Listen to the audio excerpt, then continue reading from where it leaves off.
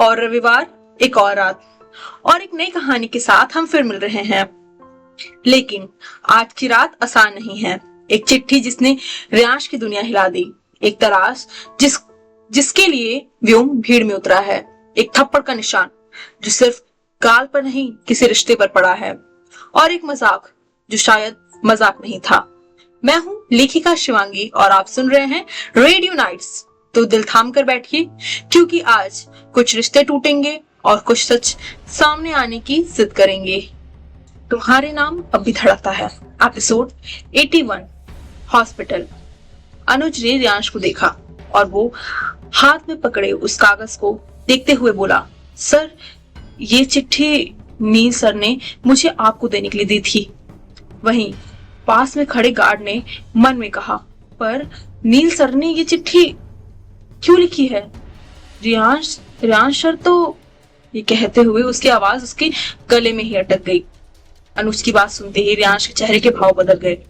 उसका आंसू से भरा चेहरा अब धीरे धीरे लाल होता जा रहा था। उसने उसके हाथों से चिट्ठी ले ली और अपने हाथों में उसे पकड़ते ही अपनी मुट्ठियों में कसकर खींच लिया। रियांश सर झुकाए जमीन को निहार रहा था। उसकी आंखों से एक एक बूंद आंसू की जमीन पर गिर रही थी। वहीं पास में खड़े उसके गार्ड और अनुज उसे ही देख रहे थे।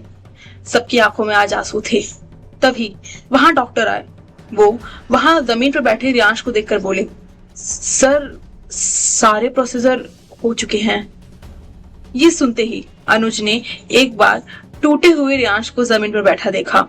उसे देख वह वापस डॉक्टर की तरफ मुड़ा और बोला, आप चलिए, हम आते हैं। ये सुनते ही डॉक्टर वहां से चले गए। दूसरी तरफ ऑस्ट्रेलिया। व्योम सीढ़ियों से ऊपर की तरफ बढ़ा। वहीं उसके पीछे गौरव भी बढ़ गया। गौरव ने पहले सोचा कि वो व्योम को रोके, पर ना जाने क्यों क्या सोचकर वो चुप हो गया।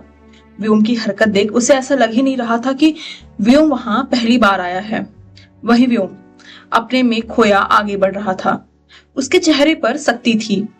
वह बस आगे बढ़ता जा रहा था। सीढ़ियों से ऊपर पहुंचते ही वह एक तरफ बढ़ गया। वहीं गौरव भी उसके पीछे चल दिया। कुछ ही देर में वो दोनों एक तरफ पहुंच गए। वहां पहले से ही सोफे लगे हुए थे। ऊपर से नीचे का पूरा नजारा बिल्कुल साफ नजर आ रहा था। वहां आसपास कोई और नहीं था। व्योम और गौरव के अलावा नीचे बजते गाने और लोगों का शोर वहां तक आते आते हल्का हो जाता। व्योम वहीं बैठ गया। गौरव को भी साथ बैठने का उसने इशारा किया। उसका इशारा समझ गौरव भी उसके पास वहीं बैठ जाता है। वहां बैठते ही गौरव ना समझी में बोला, सर हम यहाँ क्या कर रहे हैं? मेरा मतलब कि सब तो नीचे हैं, पार्टी नीचे हो रही है। ये सुनते ही व्योम मुस्कुराते हुए बोला, मैं यहाँ पार्टी करने नहीं आया हूँ। व्योम ने ये कहा ही था कि तभी वहां एक वेटर आया, हाथ में 2 ड्रिंक के ग्लास लिए। वहीं व्योम ने बैठते ही आंखें गहरी की और आसपास नीचे की पहली मंजिल पर किसी को ढूंढना शुरू किया। सामने वेटर को देख गौरव ने उससे ग्लास ले लिए और उसे जाने को कहा। वेटर ने भी वही किया। ग्लास रख वो वहां से निकल गया। गौरव ने व्योम की तरफ ग्लास बढ़ाया। व्योम ने उससे ग्लास लेकर उसे अपने होठों से लगा लिया। उसकी नजरें बस सामने की तरफ थी। गौरव व्योम को देखता बोला, मुझे लगा था। गौरव ने एक गहरी सांस ली। गौरव ने फिर पूछा, सर एक बात पूछूं? व्योम ने सामने की तरफ गहरी नजरें गड़ाए धीरे से सिर हिला दिया। गौरव ने हल्की आवाज में थोड़ी झिझकता के साथ कहा, आप यहाँ किसी को ढूंढ मतलब आप? बस इतना कहते ही उसकी आवाज उसके गले में अटक गई। उसे समझ नहीं आ रहा था कि व्योम से वो ये सवाल कैसे पूछे। वहीं उसकी बात ना सुनकर भी व्योम सब समझ गया कि वह क्या कहना चाह रहा है। व्योम के होठों पर टेढ़ी मुस्कान आ गई। वो सामने तेज नजरें लिए बोला, सही कह रहे हो तुम, मैं यहाँ किसी को ढूंढने ही आया हूँ। ये सुनते ही गौरव की भौहें सट गईं।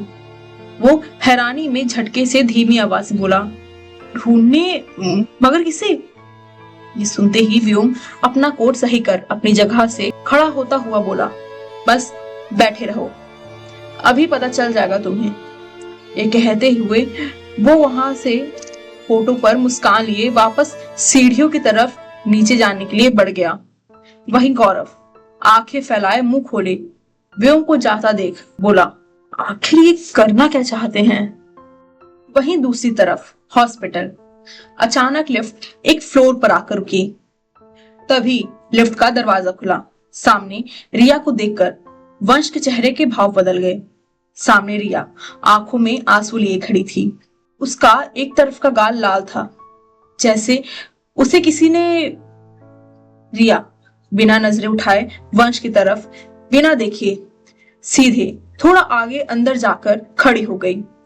वही वंश उसे देख कुछ कहता उससे पहले वह रुक गया, जैसे पहले उसे देख उसकी हालत समझने की कोशिश कर रहा हो।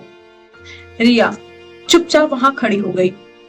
किसी के अपने पीछे होने के एहसास से उसने तुरंत अपना सर नीचे कर लिया और आंसू पोंछने लगी। मगर वह जितना खुद को शांत करने की कोशिश करती उतना ही खुद को संभाल नहीं पाती। तभी पीछे से किसी ने उसकी तरफ रुमाल बढ़ाया। सामने रुमाल देख रिया ने बिना कुछ कहे उसे ले लिया। अचानक किसी ने उसका हाथ मजबूती से पकड़ा और उसे झटके से सामने कर दिया। ये सब इतनी जल्दी में हुआ था कि रिया खुद को संभाल भी नहीं पाई और सीधा किसी की मजबूत सीने से जा टकराई। उसने आंखें डर से खोली और पीछे देखा। अपने ठीक सामने वंश को देख वह हैरान हो गई। वो उसकी आंखों में अविश्वास के साथ देखते हुए बोली, तुम? वहीं सूरज का घर। सूरज अपने कमरे में खिड़की के पास बैठा था। वो किसी गहरी सोच में खोया था कि तभी उसका फोन बजा। सूरज ने फोन पर नजर डाली। वहीं रूहानिका का नाम पढ़ते ही उसके होठों पर अचानक एक मुस्कान खिल गई। उसने तुरंत फोन उठा लिया। फोन उठाते ही दूसरी तरफ रूहानिका बोली, सूरज तू कल वापस जा रहा है? पर क्यों? अरे अगले हफ्ते तो कॉलेज में पार्टी थी ना, तू उसका कितना इंतजार कर रहा था, फिर यूं अचानक तू वापस क्यों जा रहा है? रूहानिका की बात सुन सूरज की मुस्कान हल्की पड़ गई। वो धीमी आवाज बोला, वो बस यूं ही जा रहा हूँ। ये सुनते ही रूहानिका फिर परेशानी भरे स्वर में बोली, अरे वही तो पूछ रही हूँ, क्यों जा रहा है? ये सुनते ही सूरज आंखें छोटी कर सख्ती भरे लहजे में बोला, क्यों? तुम्हें क्यों जानना है कि मैं कहाँ जा रहा हूँ? ये सुनकर रूहानिका हैरानी में बोली, अरे मैं क्यों नहीं जान सकती? तू दोस्त है मेरा, मुझे तेरी चिंता हो रही है। ये सुनकर तभी सूरज हंसते हुए बोला, अच्छा इसलिए पूछ रही थी तू, वरना मुझे लगा शायद प्यार हो गया है मुझसे। ये कहते कहते उसकी हंसी धीरे धीरे फीकी पड़ने लगी। वहीं उसकी बात सुन रूहानिका सिर हिलाकर बोली, तू नहीं सुधरेगा ना? तभी सूरज फिर उसी शरारती अंदाज में बोला, अरे मैं मजाक नहीं कर रहा हूँ, सच कह रहा हूँ।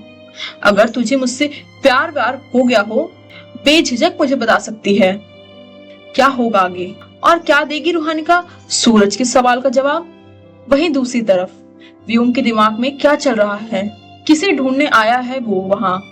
आगे जानने के लिए पढ़िए तुम्हारे नाम अभी धड़कता है। अगर आपको मेरी कहानी पसंद आए तो please subscribe, follow, share and comment करें और अपना फीडबैक भी दें। शुक्रिया सुनने के लिए। अगला भाग जल्द ही आएगा। तो दोस्तों, कैसा लगा आपको आज का भाग? क्या ये सब सिर्फ एक तरफा है या कोई धागा है जो सबको एक ही कहानी से बांध रहा है?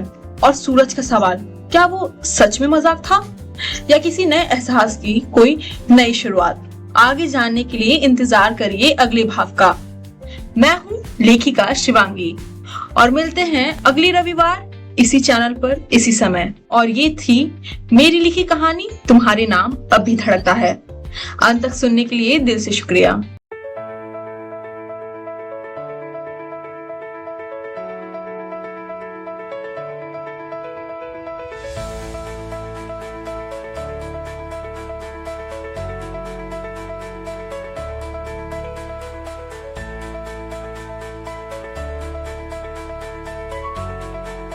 है।